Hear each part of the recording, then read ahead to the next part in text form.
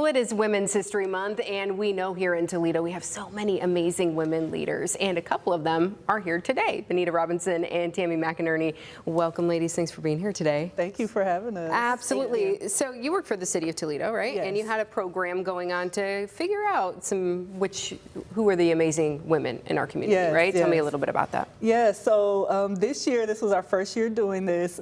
We decided to put out into the community a call for nominations for women who are embodying the theme of this year's Women's History Month, which is women who advocate for diversity, equity, and inclusion. So we really wanted to focus on the quote-unquote unsung heroes who are not normally recognized for their work. And so after many community nominations, we narrowed down to 4 women. Wow, Yes. that had to be some tough work. But you Yes. had some college students helping you out with this project, Yes, right? we did. So the students from BGSU, from Dr. Sarah Rainey Smithback's class there, actually took this on as their capstone project. So I can't take a lot of credit except for the idea. They really brought the vision to life. Wonderful. Yes, yes. And so one of the 4 women you narrowed it down to happens to be sitting at our table today. Yes, This is Tammy here. Tell me a little bit about how Tammy, first of all, got nominated. Yeah, so she was nominated by one of her peers, Persephone. Shout out to Persephone, who was also nominated for really Tammy's work in advocating for LGBTQ community members. And obviously, we thought that was a worthy cause. It aligns with our mission around gender equity. And so I can let Tammy talk more about her work because she's doing some amazing things in that arena. Yeah, so first of all, your day job, you work for 211. I do. So you're helping people in the community on a daily basis. Yes. And so, but yeah. specifically when we're talking about diversity and inclusion, what are some of the projects you've been involved with? So I am chair of the newly resurrected ET Community Action. We are a 501c4, so we're allowed to get into more of the political realm. So we're able to vet candidates, endorse them, advocate for the issues. And in Ohio right now, that's really important with all the anti-trans and anti-LGBTQ legislation coming down, so we can have a bigger voice in the political realm. We'll be doing like a Pride, probably homecoming this year. Pride prom timing isn't going to work.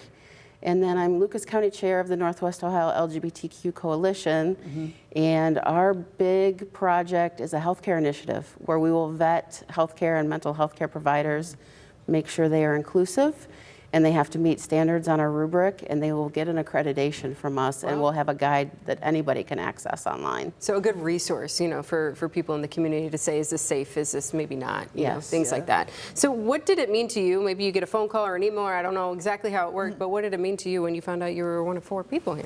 I was shocked.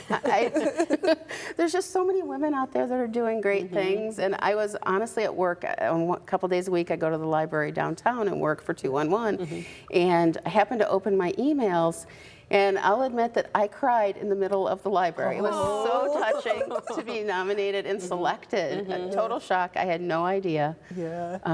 Wonderful. Yeah, and Persephone's amazing, and I appreciate the nomination.